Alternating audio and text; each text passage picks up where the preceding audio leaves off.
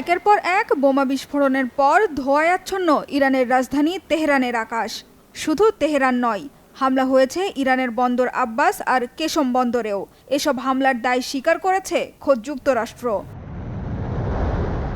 মাত্র একদিন আগে বুধবার ইরানের সব ধরনের সামরিক অভিযান শেষ হয়েছে বলে আনুষ্ঠানিক ঘোষণা দিয়েছিলেন মার্কিন পররাষ্ট্রমন্ত্রী মার্কো রুবিও। আর হরমুজে যুক্তরাষ্ট্রের নতুন অভিযান প্রজেক্ট ফ্রিডম স্থগিতের ঘোষণা দিয়েছিলেন স্বয়ং প্রেসিডেন্ট ডোনাল্ড ট্রাম্প।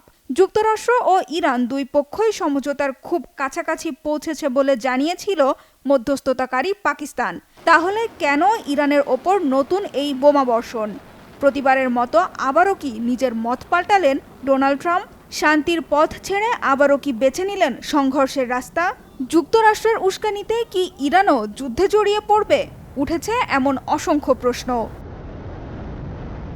ইরানের ওপর হামলা চালালেও যুদ্ধবিরতি এখনো বহাল রয়েছে বলে দাবি মার্কিন প্রেসিডেন্ট ডোনাল্ড ট্রাম্পের। সামাজিক মাধ্যমের এক পোস্টে ট্রাম্প জানিয়েছেন, তেহরানে যুদ্ধবিরতি লঙ্ঘন হয়নি, শান্তি আলোচনা চলবে। আর তেহরানের ওপর হামলার কারণ হিসেবে যুক্তরাষ্ট্রের 3টি ডেস্ট্রয়ার যুদ্ধজাহাজ লক্ষ্য করে ইরানের হামলাকে দায়ী করেছে মার্কিন সেনাবাহিনীর সেন্ট্রাল কমান্ড সেন্টকম। তবে ইরানের সামরিক কমান্ডের অভিযোগ, একটি তেলবাহী ট্যাঙ্কার ও অন্য একটি জাহাজকে লক্ষ্যবস্তু করে যুদ্ধবিরতি লঙ্ঘন করেছে যুক্তরাষ্ট্র, যার জবাবে মার্কিন ডেস্ট্রয়ারে হামলা চালিয়েছে ইসলামী বিপ্লবী বাহিনী IRGC। দুই পক্ষের পাল্টাপাল্টি হামলার মধ্যে যুক্তরাষ্ট্রকে নিজেদের আকাশসীমা ও সেনাঘাঁটি ব্যবহারের অনুমতি দিয়েছে সৌদি আরব ও কুয়েত। এর আগে হরমুজ প্রণালীতে অভিযান প্রজেক্ট ফ্রিডম শুরু হলে ওয়াশিংটনের জন্য আকাশসীমা ও সেনাঘাঁটি ব্যবহারের ওপর নিষেধাজ্ঞা দিয়েছিল দেশ দুটি। এদিকে যুক্তরাষ্ট্রের দেয়া সবশেষ শান্তি প্রস্তাবের কোনো জবাব দেয়নি ইরান। এখনও পর্যালোচনা চলছে বলে জানিয়েছে দেশটির পররাষ্ট্র মন্ত্রণালয়। আর চলমান পরিস্থিতির মধ্যে সর্বোচ্চ নেতা মোস্তফা খামেনির সাথে বৈঠক করেছেন প্রেসিডেন্ট মাসুদ পেজেশকিয়ান। সর্বোচ্চ নেতার সাথে 2.5 ঘন্টার বৈঠকের কথা জানিয়েছেন পেজেশকিয়ান নিজেই। তবে দুই নেতার মধ্যে কি নিয়ে আলোচনা হয়েছে তা জানা যায়নি। সানজিদা ইসলাম তন্নি, Bangla vision, news desk.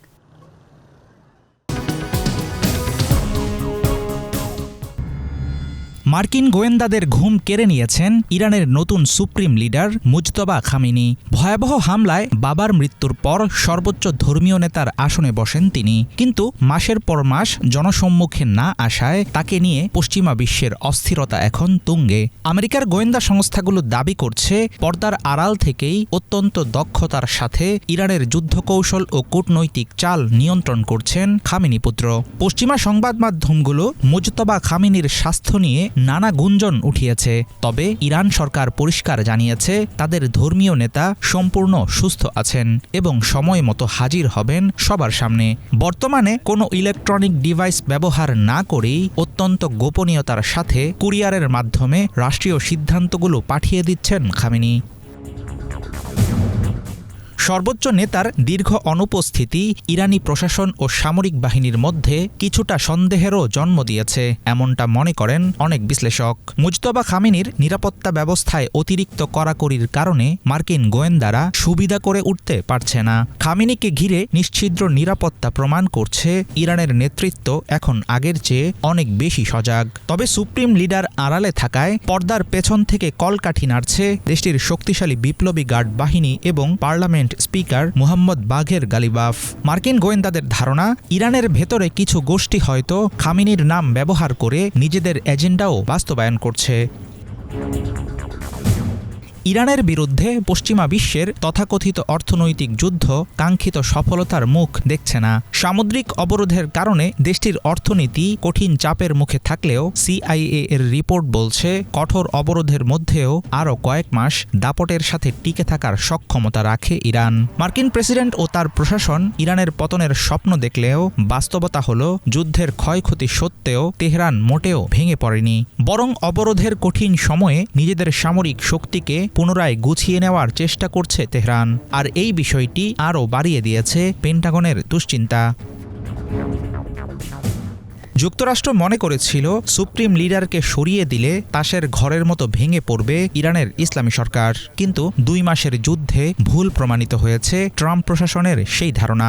Ayatollah Ali খামিনিকে হত্যার পর নতুন নেতা মুজতবা খামিনির নেতৃত্বে IRGC এবং ইরানের সরকারি কর্মকর্তারা আগের চাইতে ঐক্যবদ্ধ। ইরানের বর্তমান প্রতিরোধ হয়ে দাঁড়িয়েছে জাতীয় অস্তিত্ব রক্ষার লড়াই। ফলে আমেরিকা ও তার মিত্রদের চাপ কোনো কাজে আসছে না। তেহরান পরিষ্কার বুঝিয়ে দিচ্ছে নিজেদের পারমাণবিক ও সার্বভৌমত্ব রক্ষায় এক চুলও ছাড় দেবে না তারা। প্রেসিডেন্ট ডোনাল্ড ট্রাম্প ও তার ঘনিষ্ঠরা ইরানের সামরিক সক্ষমতার প্রায় সম্পূর্ণটাই ধ্বংসের দাবি করে আসছেন, কিন্তু সাম্প্রতিক মার্কিন গোয়েন্দা রিপোর্টের তথ্য বলছে ট্রাম্পের বক্তব্য মোটেও সত্য না, বরং ইরানের শক্তিশালী মিসাইল লঞ্চার ও মজুদ ক্ষেপণাস্ত্রের বেশিরভাগই এখনও সম্পূর্ণ অক্ষত।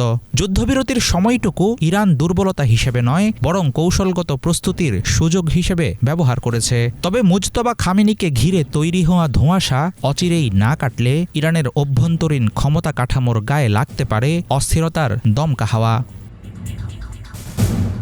হাফিজুল ইসলাম, বাংলা ভিশন।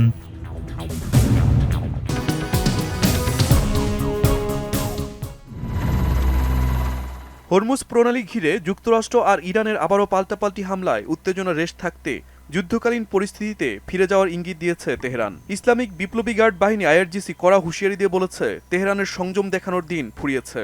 এখন থেকে এক চুলও ছাড় দেবে না ইরান। স্পষ্ট জানিয়ে দেওয়া হয়েছে ইরানের জাহাজে নতুন কোনো হামলা হলে ভুগবে উপসাগরীয় দেশগুলো। প্রতিশোধের কঠোরতর হামলার লক্ষ্যবস্তু হবে মধ্যপ্রাচ্যের যুক্তরাষ্ট্রের ঘাঁটি ও অবকাঠামো। নতুন করে চোরাবালিতে আটকে যাওয়া এড়াতে হরমুজে ইরানের নতুন আঞ্চলিক ব্যবস্থার সাথে মানিয়ে নিতে যুক্তরাষ্ট্রের প্রতি আহ্বান জানিয়েছেন ইরানের জাতীয় নিরাপত্তা কমিটির মুখপাত্র ইব্রাহিম রেজাই। যুক্তরাষ্ট্রকে আত্মসমর্পণের প্রস্তাবও দিয়েছেন তিনি। এমনকি ইরানের ওপর যুক্তরাষ্ট্রের নিষেধাজ্ঞা মেনে চলা দেশগুলোর জাহাজ হরমুজ প্রণালী দিয়ে পার হতে গেলে ঝামেলায় পড়বে বলেও সতর্ক করেন তিনি। টান টান উত্তেজনাকর পরিস্থিতিতে ইরানের সমন্বিত সশস্ত্র বাহিনীর প্রধান আলী আবদুল্লাহিকে দিক নির্দেশনা দিয়েছেন দেশটির সর্বোচ্চ নেতা মোস্তফা খামেনি। সামরিক অভিযান পরিচালনা ও শত্রুদের দৃঢ়ভাবে মোকাবেলায় কোনো ছাড় না দেওয়ার নির্দেশ দিয়েছেন তিনি। মোস্তফা খামেনিকে আশ্বস্ত করে আলী আবদুল্লাহি বলেছেন, যে কোনো পরিস্থিতিতে ইসরায়েল ও যুক্তরাষ্ট্রের বিরুদ্ধে দ্রুত আর কঠোর জবাব দিতে সম্পূর্ণ প্রস্তুত ইরান। কাতারের জলসীমায় একটি পণ্যবাহী জাহাজে ড্রোন হামলা হয়েছে। রবিবার সংযুক্ত আরব আমিরাত থেকে কাতারের মেসাইদ বন্দরগামী জাহাজে ড্রোনের আঘাতে আগুন ধরে যায়। আগুন নিয়ন্ত্রণে এলে জাহাজটি আবারও গন্তব্যে যাত্রা করে। এর মধ্যে রবিবার সকালে নিজেদের আকাশসীমায় শত্রুপক্ষের কয়েকটি ড্রোন শনাক্ত করেছে কুয়েত। 2টি ড্রোন ধ্বংসের দাবি করেছে সংযুক্ত আরব আমিরাত। যদিও জাহাজে হামলা আর ড্রোনের অনুপ্রবেশের ঘটনায় কারা জড়িত তা স্পষ্ট করেনি দেশ তিনটি। এদিকে যুক্তরাষ্ট্রের শান্তি প্রস্তাবে এখনও জবাব দেয়নি ইরান। ইতিবাচক জবাবের অপেক্ষায় ওয়াশিংটন। ডোনাল্ড ট্রাম্প প্রশাসন আশা করছে ইরানের জবাবের মধ্য দিয়ে যুদ্ধের সমাপ্তি দেখবে বিশ্ব। ইরান যুক্তরাষ্ট্র মধ্যস্থতার চেষ্টায় হাল না ছাড়ার ঘোষণা দিয়েছে পাকিস্তানও। মধ্যস্থতা প্রক্রিয়ায় অন্য প্রভাবশালী দেশগুলোকেও এগিয়ে আসার আহ্বান জানিয়েছে আন্তর্জাতিক সংকট মিটমাটের পুরনো খেলোয়াড় কাতার। মার্কিন পররাষ্ট্রমন্ত্রী মার্কো রুবিওর সাথে বৈঠকের পর কাতারের প্রধানমন্ত্রী শেখ মোহাম্মদ বিন আব্দুল রহমান আল থানি এ আহ্বান জানান। এদিকে ইরানের প্রেসিডেন্ট মাসুদ পেজিশকিয়ান বলেছেন, আলোচনা মানেই আত্মসমর্পণ নয়। যুদ্ধের ক্ষয়ক্ষতি ও পুনর্গঠন বিষয়ক এক সভায় রবিবার তিনি এ মন্তব্য করেন। ওই অনুষ্ঠানে দেওয়া বক্তব্যে আন্তর্জাতিক সম্প্রদায়ের দৃষ্টি আকর্ষণ করে ইরানের জনগণের অধিকার রক্ষায় তেহরানের অবস্থান পুনর্ব্যক্ত করেছেন প্রেসিডেন্ট মাসুদ পেজিশকিয়ান। যুদ্ধবিরতি ভঙ্গ করে লেবাননে নির্লজ্জ বোমা হামলা অব্যাহত রেখেছে ইসরায়েলি বাহিনী। রবিবার সকাল থেকে দুপুরের মধ্যে হত্যার শিকার হয়েছে অন্তত 24 জন Lebanese. Shahid Arafat, Bangla vision, news desk.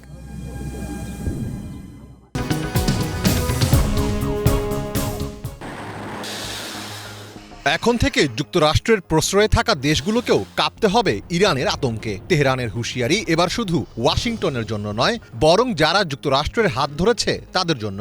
যুক্তরাষ্ট্রের পক্ষ নেওয়া দেশগুলোকে কড়া বার্তা দিয়ে ইরান বুঝিয়ে দিল, আগুন নিয়ে খেললে সেই তাপে পুড়তে হবে মিত্রদেরও।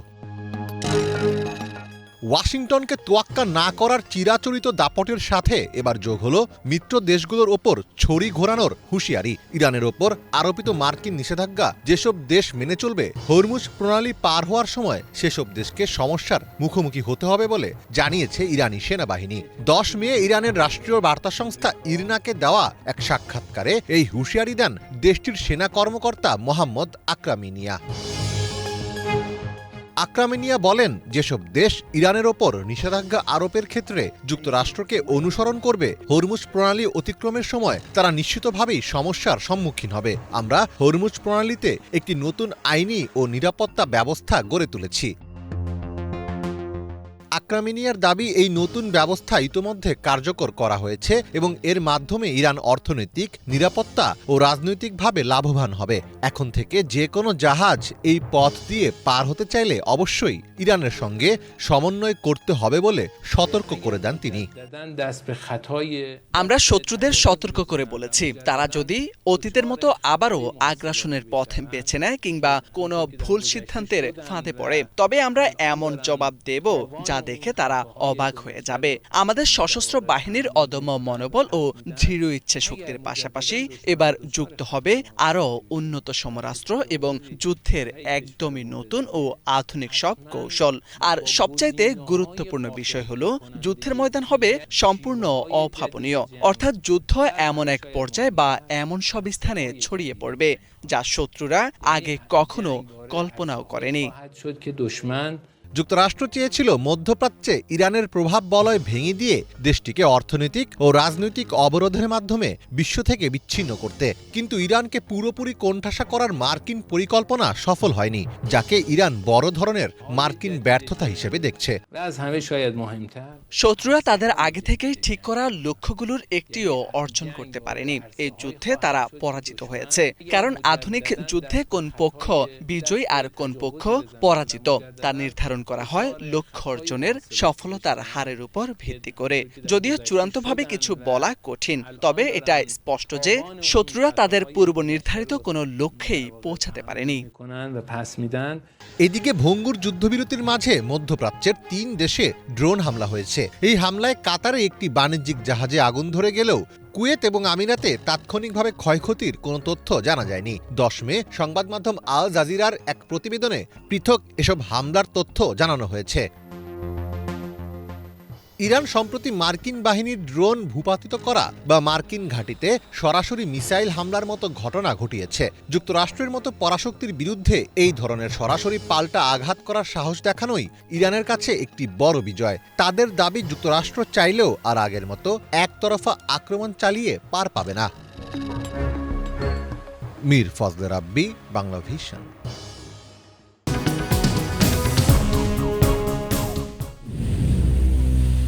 4 দিন পর্যালোচনার পর যুক্তরাষ্ট্রের পাঠানো সমঝোতা স্মারকের জবাবে ইরানের পাল্টা শান্তি প্রস্তাব পুরোপুরি অগ্রহণযোগ্য ঘোষণা করে দিয়েছেন আগেই। এবার ইরানে চলমান যুদ্ধবিরতি নিয়ে উপহাস করলেন মার্কিন প্রেসিডেন্ট ডোনাল্ড ট্রাম্প। বলেছেন, তেহরানের অযৌক্তিক শর্তের কারণে যুদ্ধবিরতি এখন লাইফ সাপোর্টে।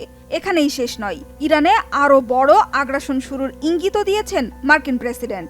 বরাবরই ছেড়ে দেওয়ার পাত্র নয় ইরান, যে কোনো ধরনের আগ্রাসনের দাঁত ভাঙা জবাব দেওয়ার হুঁশিয়ারি দিয়েছেন ইরানের পার্লামেন্টের স্পিকার বাঘের গালিবাফ। বলেছেন, যুদ্ধ বন্ধ করতে ওয়াশিংটনের তরফ থেকে পাঠাতে হবে যৌক্তিক প্রস্তাব। তবে কি শান্তি চুক্তির খুব কাছাকাছি পৌঁছেও শেষ পর্যন্ত ব্যর্থ হলো যুক্তরাষ্ট্র ও ইরান? ভেস্তে গেল মধ্যস্থতাকারী পাকিস্তানের সব চেষ্টা? শিগগিরই কি আবার যুদ্ধ শুরু হবে?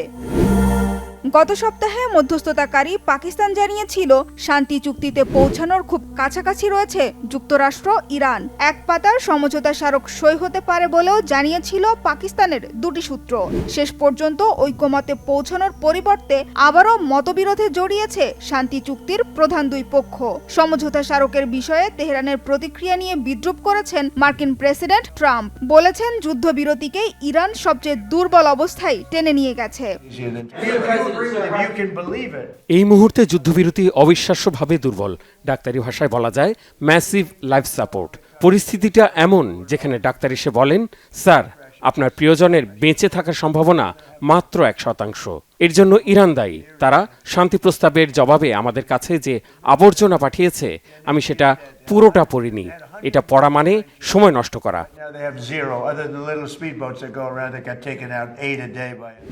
এদিকে যতই দিন গড়াচ্ছে শান্তি চুক্তির বিষয়ে ইরানের আচরণে ট্রাম্পের হতাশা ততই স্পষ্ট হয়ে উঠছে। ট্রাম্প প্রশাসনের কয়েকজন কর্মকর্তা জানিয়েছেন, ইরানের ওপর বড় ধরনের সামরিক অভিযান শুরু করার বিষয়টি অত্যন্ত গুরুত্বের সাথে বিবেচনা করছেন মার্কিন প্রেসিডেন্ট। আবার যুদ্ধ শুরুর শঙ্কার মধ্যে সংযুক্ত আরব আমিরাতে আকাশ প্রতিরক্ষা ব্যবস্থা, আয়রন ডোমের ব্যাটারি স্থাপন আর সেগুলোকে পরিচালনার জন্য সেনা পাঠিয়েছে ইসরায়েলের বেনিয়ামিন নেতানিয়াহু সরকার। যদিও নতুন করে হামলা শুরুর শঙ্কার মধ্যেও নির্ভীক ইরান, যুক্তরাষ্ট্রকে বিস্ময়কর জবাব দিতে প্রস্তুতির কথাও জানিয়েছে তেহরান। সামাজিক মাধ্যমে দেয়া সতর্কবার্তায় দেশটির পার্লামেন্টের স্পিকার বাঘের গালিবাফ জানিয়েছেন, শত্রুদের দাঁত ভাঙা জবাব দিতে ট্রিগারে আঙুল রেখে প্রস্তুত ইরানের সেনারা।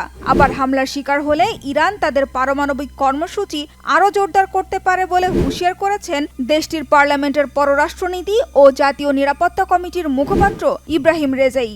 সামাজিক মাধ্যমে রেজাই লিখেছেন, নতুন করে হামলা হলে ইরানের অন্যতম বিকল্প হতে পারে 90% পর্যন্ত সমৃদ্ধ করা ইউরেনিয়ামের উপযুক্ত ব্যবহার, যা পারমাণবিক বোমা তৈরির উপযোগী মাত্রা হিসেবে পরিচিত। এদিকে তেহরান ও ওয়াশিংটনের মধ্যে কূটনৈতিক মধ্যস্থতাকারীর ভূমিকা পালনের পাশাপাশি পাকিস্তান গোপনে ইরানের সামরিক বিমান নিজেদের বিমান ঘাঁটিতে রাখার অনুমতি দিয়েছিল বলে দাবি করেছেন একাধিক মার্কিন কর্মকর্তা। এ বিষয়ে প্রতিবেদন প্রকাশ করেছে যুক্তরাষ্ট্রের একাধিক সংবাদ মাধ্যম। এসব প্রতিবেদনকে বিভ্রান্তিকর আর অতিরঞ্জিত বলে প্রত্যাখ্যান করেছে পাকিস্তানের পররাষ্ট্র মন্ত্রণালয়। সানজিদা ইসলাম তন্নি, বাংলা ভিশন, নিউজ ডেস্ক।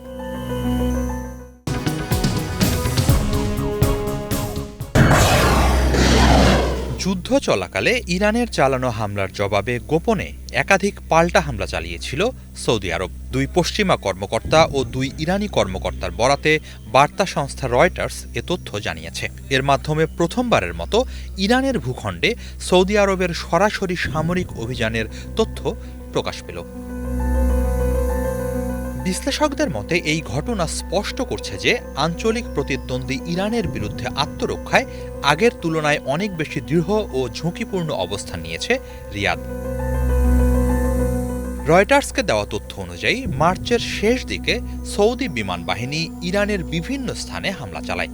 পশ্চিমা কর্মকর্তাদের একজন বলেন, সৌদি ভূখণ্ডে ইরানি হামলার প্রতিশোধ হিসেবেই ওই পাল্টা আঘাত হানা হয়েছিল। তবে ওই হামলাগুলোর লক্ষ্যবস্তু কী ছিল তা স্বাধীনভাবে নিশ্চিত করতে পারেনি রয়টার্স। এ বিষয়ে মন্তব্য জানতে চাইলে সৌদি পররাষ্ট্র মন্ত্রণালয়ের এক ঊর্ধ্বতন কর্মকর্তা হামলার খবর স্বীকার বা অস্বীকার কোনোটাই করেননি। একইভাবে ইরানের পররাষ্ট্র মন্ত্রণালয়ও কোনো প্রতিক্রিয়া জানায়নি। বিশ্লেষকদের মতে ইরানে সৌদি হামলার ঘটনা দেখিয়ে দিচ্ছে চলমান সংঘাত কিভাবে আঞ্চলিক যুদ্ধ হিসেবে পুরো মধ্যপ্রাচ্যকে গ্রাস করছে। যুক্তরাষ্ট্র ও ইসরায়েলের হামলা শুরুর পর থেকেই ইরান ধারাবাহিকভাবে মিসাইল ও ড্রোন হামলা চালায় উপসাগরীয় 6 দেশের ওপর। কেবল মার্কিন সামরিক ঘাঁটি নয়, এসব দেশের বেসামরিক এলাকা, বিমানবন্দর ও তেল শোধনাগারও হামলার লক্ষ্যবস্তুতে পরিণত হয়। ওই পরিস্থিতিতে শুধু সৌদি আরব নয়, সংযুক্ত আরব আমিরাতও গোপনে ইরানে হামলা চালায় বলে তথ্য প্রকাশ করেছে ওয়াল স্ট্রিট জার্নাল। তবে ইরান ইস্যুতে সৌদি আরব ও আমিরাতের অবস্থানে পার্থক্য রয়েছে। আমিরাত তুলনামূলক বেশি কঠোর অবস্থান নিয়ে প্রকাশ্য কূটনৈতিক যোগাযোগ এড়িয়ে চললেও সৌদি আরব সংঘাত নিয়ন্ত্রণে রাখার চেষ্টা করেছে। রিয়াদে নিযুক্ত ইরানি রাষ্ট্রদূতের মাধ্যমে তেহরানের সঙ্গে নিয়মিত যোগাযোগও বজায় রেখেছিল সৌদি কর্তৃপক্ষ। ইরানি ও পশ্চিমা কর্মকর্তাদের সূত্র মতে হামলার বিষয়ে আগেভাগেই ইরানকে অবহিত করেছিল সৌদি আরব। এরপরই উত্তেজনা প্রশমনে শুরু হয় নিবিড় কূটনৈতিক তৎপরতা। বিশ্লেষকদের মতে প্রতিশোধমূলক হামলা ও পরবর্তী সময়ে দুই দেশের সমঝোতা এটাই দেখিয়ে দেয় যে উভয় পক্ষই বুঝতে পেরেছিল অনিয়ন্ত্রিত সংঘাত ভয়াবহ বিপর্যয় ডেকে আনতে পারে। রয়টার্স জানিয়েছে, 7 এপ্রিল ওয়াশিংটন ও তেহরানের মধ্যে বৃহত্তর যুদ্ধবিরতি কার্যকর হওয়ার আগের সপ্তাহেই সৌদি আরব ও ইরানের মধ্যে অনানুষ্ঠানিক সমঝোতা হয়েছিল। এক ইরানি কর্মকর্তা বলেন, এই সমঝোতার উদ্দেশ্য ছিল শত্রুতা বন্ধ করা, পারস্পরিক স্বার্থ রক্ষা এবং সংঘাতের বিস্তার ঠেকানো। এরই মাঝে আরব নিউজে প্রকাশিত এক নিবন্ধে সৌদি আরবের সাবেক গোয়েন্দা প্রধান প্রিন্স তুর্কি আল ফয়সাল লিখেছেন, ইসরায়েলের দিক থেকে ইরান ও সৌদি আরবের মধ্যে যুদ্ধ উস্কে দেওয়ার কোনো পরিকল্পনার অংশ হতে চায়নি রিয়াদ। তার মতে এমন সংঘাত পুরো অঞ্চলকে ধ্বংসযজ্ঞে নিমজ্জিত করত, বিপুল প্রাণহানি ঘটাত এবং তা ইসরায়েলের আঞ্চলিক প্রভাব আরও বাড়াত। হিজল জোবায়ের, বাংলা ভিশন।